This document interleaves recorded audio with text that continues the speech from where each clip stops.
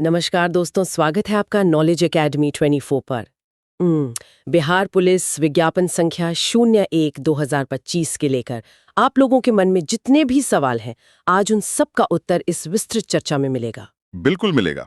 हम पदों के विश्लेषण से लेकर फिजिकल के अंकों के जो गणित है उस तक सब कुछ बहुत गहराई से समझेंगे। हम आज 19,838 पदों की बात कर रहे हैं, जहां फिजिकल के पसीने के बाद अब स्क्रूटनी लिस्ट, कट ऑफ और मेरिट लिस्ट का एक ऐसा चक्रव्यूह रचा जा रहा है जिसे समझना बेहद जरूरी है। पर दोस्तों, आगे बढ़ने से पहले मेरी एक छोटी सी शिकायत है आप लोगों से। अरे, शुरुआत में ही शिकायत? हाँ यार, करनी पड़ती है। मतलब आप में से बहुत से लोग हमारी इस चर्चा का हिस्सा बनते हैं, अहम जानकारियां लेते हैं, पर चैनल को सब्सक्राइब करना भूल जाते हैं। आपकी एक क्लिक हमें और गहराई से तथ्यों को खंगालने की हिम्मत देती है। तो प्लीज अभी सब्सक्राइब करें और वीडियो को लाइक जरूर करें। बिल्कुल, इतना तो बनता है। तो चलिए आज इस भर्ती के कागजी गणित और मेरिट के पूरे विज्ञान का थोड़ा विश्लेषण करते हैं। तो शुरुआत कहाँ से करें? मतलब इस पूरी प्रक्रिया का जो वर्तमान चरण है उसे आप कैसे देखती हैं? देखिए, अगर हम इसे बारीकी से देखें तो ये दरअसल पूरी भर्ती का सबसे बड़ा, आप कह सकते हैं कि एक चेक पॉइंट है। 19,838 पदों की विशाल संख्या कोई छोटी मोटी बात नहीं है। लाखों लोगों ने परीक्षा दी थी। बिल्कुल, लाखों अभ्यर्थियों ने पहले एक मुश्किल लिखित परीक्षा का दबाव झेला और उसके बाद उन्होंने पीईटी यानी जो फिजिकल एफिशिएंसी टेस्ट है उसके उन कड़े पैमानों को पार किया जहां सच में शरीर टूट जाता है। हाँ, वो तो मैंने देखा है। बच्चे कितनी मेहनत करते हैं, है ना? लेकिन अब जो चरण सामने खड़ा है ना, वो पूरी तरह से एक अलग तरह का टेस्ट है। मतलब अब शारीरिक टेस्ट नहीं है? नहीं, अब ये स्क्रूटिनी और फाइनल मेरिट का चरण है। यहाँ आपके पैरों की गति या कंधों की ताकत काम नहीं आएगी। यहाँ काम आएगा आपके दस्तावेज और कट ऑफ का वो बारीक गणित।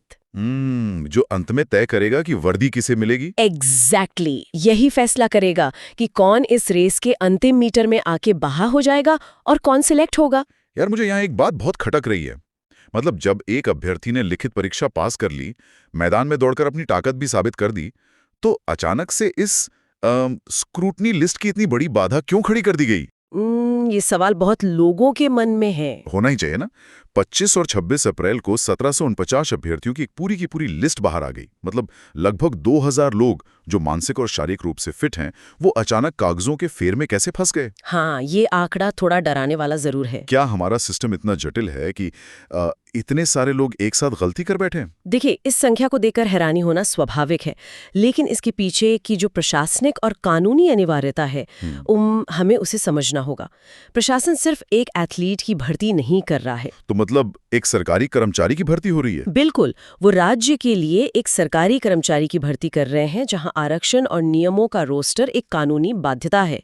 1749 अभ्यर्थियों का इस लिस्ट में आने का सबसे बड़ा जो तकनीकी कारण रहा है वो EWS यानी आर्थिक रूप से कमजोर वर्ग और NCL यानी नॉन क्रीमी लेयर का प्रमाण पत्र रहा है। अच्छा, तो ये सारा खेल EWS और NCL का है? हाँ, विज्ञापन की शर्तों के अनुसार एकदम स्पष्ट नियम था कि इस भर्ती के लिए वित्तीय वर्ष 2023-24 का सर्टिफिकेट ही मान्य होगा। लेकिन बड़ी संख्या में अभ्यर्थियों ने क्या किया कि अनजाने में वित्तीय वर्ष 2022-23 का पुराना सर्टिफिकेट फॉर्म के साथ लगा दिया। अरे बाप रे! मतलब 1 साल पुराना लगा दिया? हाँ, और सरकारी नजरिए से देखें तो 1 साल पुराना दस्तावेज आपकी वर्तमान आर्थिक स्थिति का कानूनी प्रमाण नहीं हो सकता ना। ओह, अब मुझे इसका लॉजिक समझ आ रहा है। मतलब आर्थिक स्थिति कोई जन्म प्रमाण पत्र की तरह तो है नहीं कि जीवन भर एक ही रहेगी। एग्जैक्टली। ये तो एक स्नैपशॉट की तरह है। जैसे मान लीजिए अगर डॉक्टर आज मेरी बीमारी का इलाज कर रहा है, तो मैं उसे पिछले साल की ब्लड रिपोर्ट थोड़ी दे सकता हूँ। बहुत सही उदाहरण दिया आपने, मैं बिल्कुल यही कहना चाह रही थी। हाँ, मुझे आज की स्थिति साबित करनी होगी ना। बिल्कुल, ये स्नैपशॉट वाली बात इस पूरी प्रक्रिया का मूल है। कानून को ये सबूत चाहिए कि जिस विशिष्ट वर्ष में आपने आवेदन किया है उस समय आपकी आर्थिक स्थिति क्या थी। अगर कागज उस समय सीमा से बाहर का है तो वो मतलब वो अमान्य हो जाता है। तो विभाग ने पहली लिस्ट निकालकर उन्हें एक तरह से मौका दिया है। हाँ, विभाग ने ये पहली स्क्रूटनी लिस्ट निकालकर दरअसल इन अभ्यर्थियों को अपनी इस चूक को सुधारने का एक मौका दिया है, ताकि जो योग्य उम्मीदवार है वो महज एक तारीख की गड़बड़ी के कारण बाहर ना हो जाए। ये तो काफी सही कदम है विभाग का। लेकिन मामला सिर्फ इसी पहली लिस्ट पर तो रुका नहीं ना। नहीं, बिल्कुल नहीं। हाँ, क्योंकि मैंने पढ़ा था कि 10 मई को विभाग को एक दूसरी स्क्रूटनी लिस्ट जारी करनी पड़ी, जिसमें 621 और अभ्यर्थियों के नाम जोड़ दिए गए। हाँ, 621 और नाम आए। एक और नई गुत्थी है, क्या इन 621 लोगों का भी वही स्नैपशॉट वाला मामला है या यहाँ गड़बड़ी कुछ और ही है? देखिए, यहाँ गड़बड़ी का स्वरूप थोड़ा अलग है और मैं कहूंगी कि ज्यादा बुनियादी है। बुनियादी मतलब इस दूसरी लिस्ट में उन उम्मीदवारों को रखा गया है जिनके पास इंटरमीडिएट यानी 12वीं कक्षा का मूल प्रमाण पत्र मौजूद नहीं था, जिसे हम ओरिजिनल सर्टिफिकेट कहते हैं। अच्छा, 12वीं का ओरिजिनल सर्टिफिकेट ही नहीं था? हाँ, कई बार अभ्यर्थी क्या करते हैं कि जल्दबाजी में प्रोविजनल सर्टिफिकेट लगा देते हैं और ओरिजिनल लाना भूल जाते हैं, या फिर उनके पास उस समय उपलब्ध नहीं होता। ये तो बहुत आम गलती है छात्रों की, है ना। इसके अतिरिक्त कुछ ऐसे आवेदन भी थे जिनमें तकनीकी और डेटा संबंधी खामियां रह गई थीं। इन 621 अभ्यर्थियों के लिए विभाग ने बेहद सख्त निर्देश जारी किया है। क्या निर्देश है? इन्हें 14 और 15 मई 2026 को हर हाल में पटना स्थित CSBC कार्यालय में अपने सभी ओरिजिनल डॉक्यूमेंट्स के साथ उपस्थित होना है। मतलब 14 और 15 मई आखिरी मौका है। लेकिन जो अभ्यर्थी अभी भी इस दस्तावेज सत्यापन को हल्के में ले रहे हैं, उनके बारे में क्या? हल्के में ले रहे हैं मतलब जो सोच रहे हैं कि अरे मेरे तो फिजिकल में 80 नंबर हैं, मुझे कौन बाहर निकालेगा, उनके लिए इस स्थिति की गंभीरता क्या है? ऐसे अति आत्मविश्वास वाले अभ्यर्थियों के लिए स्थिति बहुत बहुत खतरनाक हो सकती है। अच्छा, ऐसा क्यों? क्योंकि अगर कोई अभ्यर्थी तय समय और तारीख पर पटना ऑफिस में अपने सही और ओरिजिनल कागजात लेकर रिपोर्ट नहीं करता है, तो विभाग उसकी उम्मीदवारी तुरंत प्रभाव से रद्द कर देगा। सीधे रद्द, कोई दूसरा मौका नहीं। बिल्कुल नहीं। इसके बाद कोई अपील, कोई कोर्ट केस या कोई दूसरा मौका काम नहीं आएगा। आपके फिजिकल में चाहे 80 अंक हों या पूरे 100 अंक हों, बिना सही कागजात के वो पूरा प्रदर्शन शून्य मान लिया जाएगा। बाप रे। हाँ, ये दस्तावेज सत्यापन का एकदम अंतिम चरण है। इसमें कोई रियायत नहीं मिलेगी। यार, ये तो वाकई ऐसा है कि सालों की मेहनत सिर्फ एक दिन की लापरवाही से मिट्टी में मिल सकती है। एग्जैक्टली, इसलिए सतर्क रहना बहुत जरूरी है। अब इस स्क्रूटनी के थोड़े व्यापक असर की बात करते हैं। अगर हम इन दोनों लिस्ट को जोड़ें, पहली वाली के 1749 और दूसरी वाली के 621, तो कुल 2370 अभ्यर्थी इस चक्रव्यूह में फंसे हुए हैं। हाँ, आंकड़ा तो काफी बड़ा है। तो इसका सीधा असर उन अभ्यर्थियों पर क्या पड़ेगा जिनके कागज बिल्कुल पक्के हैं? मतलब अगर इतने सारे लोग अचानक स्क्रूटनी के घेरे में आ गए हैं, तो क्या इससे फाइनल मेरिट लिस्ट में कोई बड़ा उलटफेर देखने को मिलेगा? ये एक बहुत ही अहम विश्लेषण है। देखिए, 2370 कोई छोटा आंकड़ा नहीं है। ये लगभग तय है कि इनमें से एक अच्छी खासी संख्या उन लोगों की होगी जो निर्धारित समय में अपने सही कागज पूरे नहीं कर पाएंगे। खासकर वो 2022 और 2023 वाले मामले में, है ना? बिल्कुल, वो पुराने और नए वित्तीय वर्ष वाले मामलों में लोग फंसेंगे। जब ये लोग रेस से बाहर होंगे तो मेरिट लिस्ट से दबाव कम होगा। मतलब कट ऑफ नीचे जाएगा। हाँ, इस छटनी का सीधा असर कट ऑफ पर पड़ेगा। हमारे विश्लेषण के अनुसार इसके कारण कट ऑफ में 1 से 2 अंकों की गिरावट आ सकती है। वाह, ये तो बहुत अच्छी खबर है। हाँ, उन अभ्यर्थियों के लिए जो कट ऑफ की बिल्कुल सीमा रेखा पर है, यानी जो बॉर्डर लाइन पर खड़े हैं, उनके लिए ये गिरावट किसी संजीवनी से कम नहीं होगी।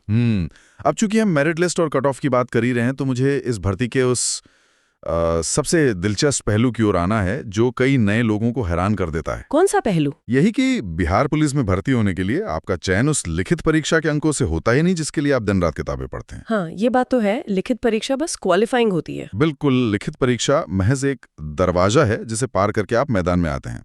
आपकी असली मेरिट, आपकी नौकरी पूरी तरह से PET यानी फिजिकल एफिशिएंसी टेस्ट के 100 अंकों पर टिकी हुई है। ये मॉडल अपने आप में कितना अनूठा है ना? बहुत अनूठा है और पूरी तरह से शारीरिक दक्षता और पुलिस फोर्स की व्यावहारिक जरूरतों को केंद्र में रखता है। इन 100 अंकों का विभाजन भी बहुत ही वैज्ञानिक तरीके से किया गया है। वो कैसे? देखिए, इसमें 50 अंक का सबसे बड़ा हिस्सा सिर्फ आपकी दौड़ यानी रनिंग के लिए आरक्षित है। इसके बाद 25 अंक गोला फेंक के लिए और बाकी के 25 अंक ऊंची कूद के लिए तय किए गए हैं। मतलब सिर्फ दौड़ने से काम नहीं चलेगा? नहीं, ये कोई सामान्य खेल प्रतियोगिता नहीं है। यहीं पर यह तय होता है कि एक उम्मीदवार की ओवरऑल शारीरिक क्षमता किस स्तर की है। तो इन 100 अंकों का ये जो गणित है, इसमें एक अभ्यर्थी का औसत प्रदर्शन क्या रहता है? मतलब अगर कोई आज अपना स्कोर जोड़ रहा है तो उसे कितने अंकों पर खुद को सुरक्षित मानना चाहिए? अगर हम पिछले वर्षों के आंकड़ों और शारीरिक परीक्षण की कठिनाई को देखें तो अधिकांश अभ्यर्थियों का स्कोर 50 से 60 अंकों के बीच आकर सिमट जाता है। 50 से 60 ये तो बहुत ज्यादा नहीं है। हाँ, इस स्कोर को आप एक औसत मान सकते हैं। 50-60 अंक लाने का मतलब है कि आप रेस में बने तो हैं, लेकिन सफलता की कोई गारंटी नहीं है। असली मुकाबला इसके ऊपर शुरू होता है। तो अच्छा स्कोर किसे मानेंगे? अगर कोई अभ्यर्थी 65 प्लस स्कोर करता है तो उसके फाइनल मेरिट में आने की संभावनाएं बहुत प्रबल हो जाती हैं। लेकिन क्या? लेकिन जो अभ्यर्थी 72 या उससे अधिक का स्कोर खड़ा कर लेता है वो एक बेहद मजबूत, मतलब लगभग अजेय स्थिति में आ जाता है। 72 प्लस? पर यहाँ एक सवाल उठता है यार। पूछिए। मान लीजिए किसी के पास दौड़ के लिए गजब का स्टैमिना है, वो बहुत तेज दौड़ता है और रनिंग के पूरे 50 अंक हासिल कर लेता है, तो क्या सिर्फ अपनी इस गति के दम पर वो वर्दी पक्की कर सकता है? यहीं पर कई अभ्यर्थी मात खा जाते हैं। अच्छा, तो क्या तीनों इवेंट्स में संतुलन बनाना अनिवार्य है? बिल्कुल। केवल फेफड़ों की क्षमता या पैरों की गति काफी नहीं है। अगर आपने दौड़ में 50 में से 50 अंक ले भी लिए, लेकिन आपके कंधों या बाहों में गोला फेंकने की ताकत नहीं है और ऊंची कूद के लिए शरीर में वो उछाल नहीं है, तो वहां आपको सिर्फ 10-10 अंक ही मिलेंगे। तो टोटल 70 ही हुए? हाँ, आपका कुल स्कोर 70 पर ही रुक जाएगा, जो कि 72 प्लस के सुरक्षित जोन से नीचे है। विभाग को एक ऐसा पुलिसकर्मी चाहिए जिसके पास सिर्फ लंबी दूरी तक भागने का स्टैमिना ना हो, बल्कि जिसके शरीर के ऊपरी हिस्से में ताकत हो और निचले हिस्से में चपलता हो। सही बात है, पुलिस की ड्यूटी में तो हर तरह की फिटनेस चाहिए। बिल्कुल। इन तीनों इवेंट्स का बेहतरीन संतुलन ही आपको उन टॉप स्कोरर्स में खड़ा कर सकता है। ये संतुलन बनाना ही शायद इस पूरी प्रक्रिया का सबसे कठिन हिस्सा है। अब जॉन में मेरिट बनने का ये पूरा विज्ञान समझ में आ गया है, तो इसे इस बार की भर्ती के परिप्रेक्ष्य में देखते हैं। हाँ, पदों की संख्या के हिसाब से इस बार पदों की संख्या 19,848 है।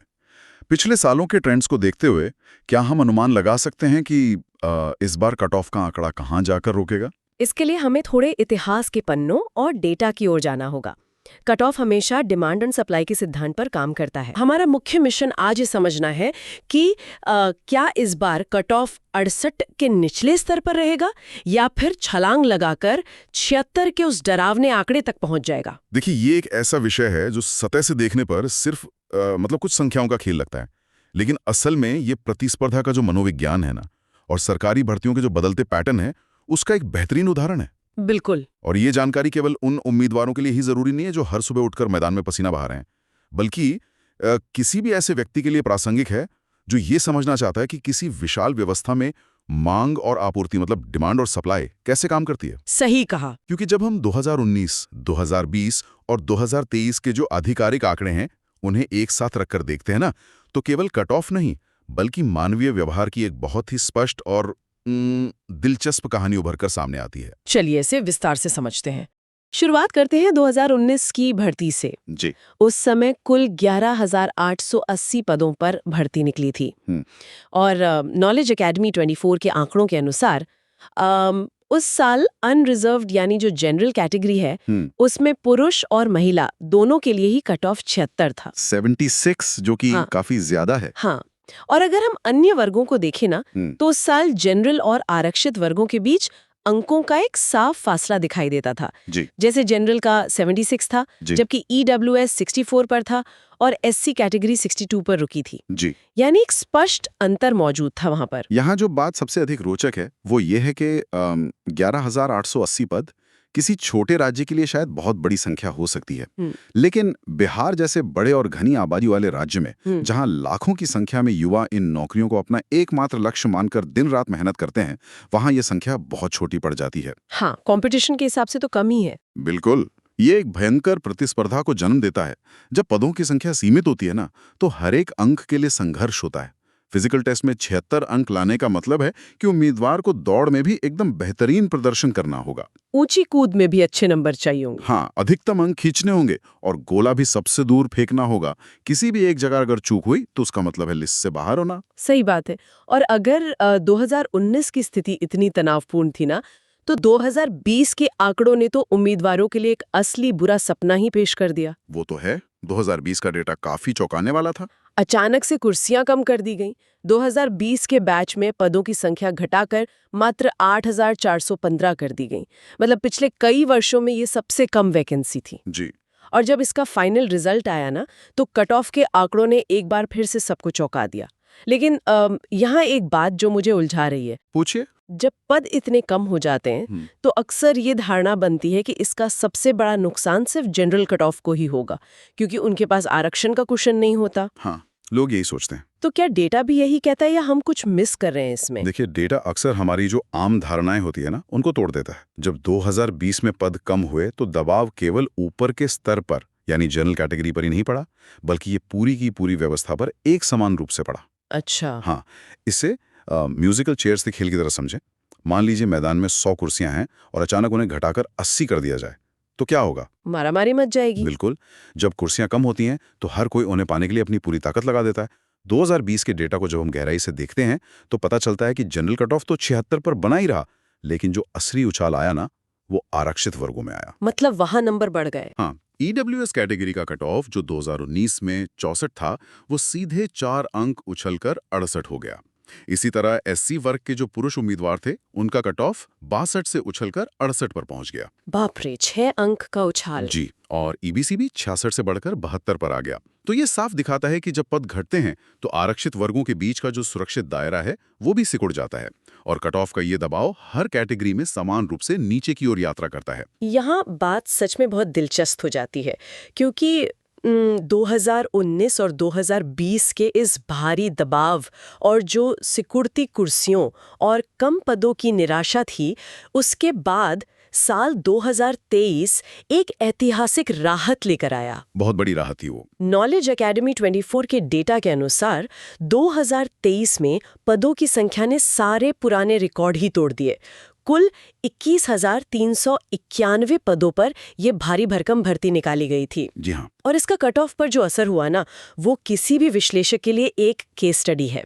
जनरल कट ऑफ सीधा 70-76 से लुढ़ककर 68 पर आ गया। ये बहुत बड़ा ड्रॉप था। बिल्कुल।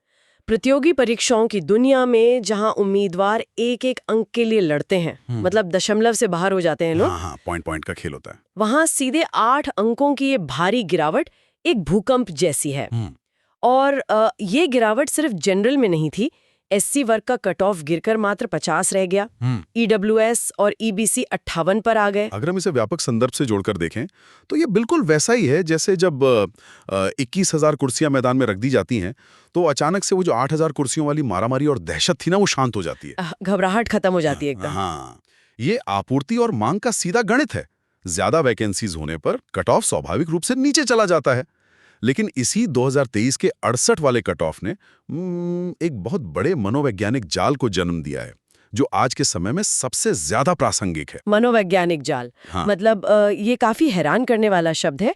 इस भारी गिरावट से उम्मीदवारों को तो राहत मिलनी चाहिए थी ना, फिर ये जाल कैसे बन गया? होता ये है कि जो मानव मस्तिष्क है वो हमेशा सबसे हालिया डेटा को अपना नया मानक या कह लीजिए एंकर मान लेता है। अच्छा, मतलब पिछले साल का ही याद रहता है सबको। बिल्कुल। जब प्रतियोगियों ने देखा कि 2023 में जनरल का कट ऑफ गिरकर 68 आ गया था, तो उनके दिमाग में ये बात गहरे से बैठ गई कि अब 68 अंक लाना ही सफलता की चाबी है। समझ रही हूँ। अब जरा इसकी जमीनी हकीकत पर गौर करें। फिजिकल टेस्ट में 76 अंक लाने के लिए एक धावक को अपनी पूरी जान लगानी पड़ती है, लेकिन 68 अंक के लक्ष्य का मतलब है कि वो अपनी दौड़ या जंप में थोड़ा ढील दे सकता है। हाँ, उसे लगेगा कि थोड़ा कम भी मेहनत की तो चल जाएगा। बिल्कुल। उसे लगता है कि इतने ज्यादा पदों पर तो आसानी से चयन हो जाएगा, और ये जो संतुष्टि का भाव है ना, वो तैयारी की आक्रामकता को खत्म कर देता है। उम्मीदवार उसी 68 के आंकड़े को सच मानकर अपनी शारीरिक मेहनत कम कर देते हैं, और यही पर वे सबसे बड़ी गलती करते हैं। ये तो बहुत ही खतरनाक स्थिति है, क्योंकि अब हमें इसी थ्योरी को वर्तमान भर्ती पर लागू करना है। एकदम। नॉलेज एकेडमी 24 के जो ताज़ा आंकड़े हैं, उन पर अगर नजर डालें तो वर्तमान में कुल 19,838 पद हैं। ये आंकड़ा 2023 की 21,391 वैकेंसी के बहुत करीब जरूर है, लेकिन ये पूरी तरह से उसके बराबर नहीं है। नहीं है, बिल्कुल नहीं है। लगभग 1,500 पद कम हुए हैं। तो इस लॉजिक से देखा जाए तो इस बार का कट ऑफ इन दोनों चरम सीमाओं के बीच ही रहेगा, और झुकाव शायद 68 की तरफ ज्यादा होना चाहिए। ये एक बहुत ही तार्किक निष्कर्ष है। पदों की ये जो विशाल संख्या है ना, ये 8,415 वाली भर्ती के भयंकर कट ऑफ को 2 से 4 अंक नीचे खींचने का काम करेगी। और वो स्क्रूटनी वाला फैक्टर भी तो है। हाँ, जैसा कि हमने कुछ देर पहले चर्चा की थी, लगभग 2370 अभ्यर्थियों के स्क्रूटनी में फंसने से जो छटनी होगी वो भी इस कट ऑफ को थोड़ा और नीचे धकेलने में मददगार साबित होगी। चलिए अब श्रोताओं के सामने अलग अलग श्रेणियों के संभावित कट ऑफ का एक विस्तृत खाका रखते हैं ताकि वो अपनी स्थिति का आकलन कर सकें। हाँ, ये बहुत जरूरी है। हमारे विश्लेषण के अनुसार पुरुष अभ्यर्थियों के लिए जनरल यानी अनारक्षित कैटेगरी का कट ऑफ 72 से 75 के बीच रहने की संभावना है। ये काफी सटीक लग रहा है। वहीं बीसी यानी पिछड़ा वर्ग के लिए ये आंकड़ा 68 से 70 के आसपास रह सकता है। ईबीसी और ईडब्ल्यूएस वर्गों के लिए ये दायरा 64 से 68 के बीच सिमटता हुआ नजर आ रहा है। और एससी एसटी के लिए? अगर हम अनुसूचित जाति यानी एससी की बात करें तो कट ऑफ 58 से 62 और अनुसूचित जनजाति यानी एसटी के लिए 54 से 58 के बीच जा सकता है। ये जो एससी और एसटी के ब्रैकेट 50 की लाइन में आ गए हैं, ये इस बात का संकेत है कि इन वर्गों में प्रतिस्पर्धा का स्तर थोड़ा अलग है। बिल्कुल, और यहाँ महिला अभ्यर्थियों के पैटर्न को समझना भी बेहद दिलचस्प और जरूरी है। महिलाओं का कट ऑफ तो थोड़ा कम रहता है ना? हाँ, ऐतिहासिक रूप से हम देखते आ रहे हैं कि महिला अभ्यर्थियों का कट ऑफ पुरुषों की तुलना में 6 से 10 अंक कम रहता है। इसके पीछे समाज में महिलाओं के लिए फिजिकल ट्रेनिंग के संसाधनों की कमी और अन्य बुनियादी कारण है। तो महिलाओं के लिए क्या आंकड़े बन रहे हैं? इस आधार पर जनरल कैटेगरी की महिलाओं का संभावित कट ऑफ 68 से 71 के बीच रह सकता है। बीसी वर्ग की महिलाओं के लिए ये 56 से 60 के बीच सुरक्षित माना जा रहा है। और रिजर्व कैटेगरी में? एससी और एसटी वर्ग की महिलाओं के लिए ये आंकड़ा काफी नीचे आ जाता है, यानी 42 से 48 के बीच। इसके अलावा बीसीडब्ल्यू यानी पिछड़े वर्ग की महिला के लिए 58 से 60 और होम गार्ड्स के लिए 40 से 45 के बीच का एक विशेष ब्रैकेट भी निर्धारित है। इन सभी आंकड़ों को सुनकर यकीनन बहुत से अभ्यर्थियों को अपनी स्थिति स्पष्ट हो गई होगी। हाँ, थोड़ा स्ट्रेस कम हुआ होगा। अगर हम इन सारे नंबरों, स्क्रूटनी के गणित और फिजिकल की कठिनाई को एक जगह रखकर एक सेफ जोन तैयार करना चाहें तो वो जादुई आंकड़ा क्या होगा जिस पर एक अभ्यर्थी चैन की नींद सो सकता है? अगर हम पूरी तरह से एक सेफ जोन की बात करें तो जो जनरल कैटेगरी के पुरुष अभ्यर्थी अपने फिजिकल में 74 प्लस का स्कोर कर चुके हैं वो खुद को बिल्कुल सुरक्षित मान सकते हैं। 74 प्लस वाले एकदम सेफ हैं। बिल्कुल। इसी तरह बीसी वर्ग के पुरुष जो 69 प्लस पर हैं वे भी निश्चिंत हो सकते हैं। ईबीसी और ईडब्ल्यूएस के लिए 66 प्लस, एससी के लिए 60 प्लस और एसटी के लिए 56 प्लस एक अत्यंत मजबूत और सुरक्षित जोन है। मतलब ये नंबर आ गए तो टेंशन खत्म। हाँ, जो अभ्यर्थी इन अंकों को पार कर चुके हैं उनके लिए स्क्रूटनी की छटनी सोने पर सुहागा साबित होगी, क्योंकि इससे उनका रास्ता और भी साफ हो जाएगा। यार, अब इस पूरी चर्चा के अंत में वो सवाल खड़ा होता है जो हर एक अभ्यर्थी के दिमाग में घूम रहा है। मैं समझ सकती हूँ कौन सा सवाल। कट ऑफ का गणित समझ आ गया, कागजों की अहमियत समझ आ गई, लेकिन इंतजार की ये घड़ियां आखिर खत्म कब होंगी? ये फाइनल रिजल्ट आ कब रहा है? इस समय सीएसबीसी के परीक्षा कैलेंडर और स्क्रूटनी प्रक्रिया की जो गति चल रही है उससे तस्वीर काफी साफ होती दिख रही है। तो क्या तारीख निकल कर आ रही है? देखिए, 15 मई तक तो पटना कार्यालय में स्क्रूटनी और दस्तावेज सत्यापन का ही काम चलेगा। उसके तुरंत बाद विभाग इन सभी छंटे हुए और पुख्ता डेटा को कंपाइल करना शुरू करेगा। और सरकारी काम है तो कंपाइलेशन में थोड़ा वक्त तो लगेगा ही। बिल्कुल, इस प्रशासनिक प्रक्रिया में थोड़ा समय लगता है। इन सब पहलुओं को देखते हुए पूरी संभावना है कि जून 2026 के पहले या दूसरे सप्ताह में फाइनल मेरिट लिस्ट घोषित कर दी जाएगी। जून का पहला या दूसरा हफ्ता? हाँ, और अगर किसी तकनीकी या अप्रत्याशित कारण से कुछ विलंब होता भी है तो जून के अंत तक हर हाल में रिजल्ट सार्वजनिक हो जाएगा। अभ्यर्थियों को बस यही सलाह है कि अब वो आधिकारिक वेबसाइट पर ही अपनी नजरें बनाए रखें। चलिए, ये तो काफी क्लियर हो गया।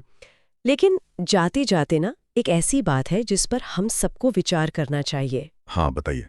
हमने देखा कि इस पूरी भर्ती प्रक्रिया में 100% मेरिट आपकी शारीरिक ताकत, आपकी सहन शक्ति और आपके पसीने पर तय हो रही है।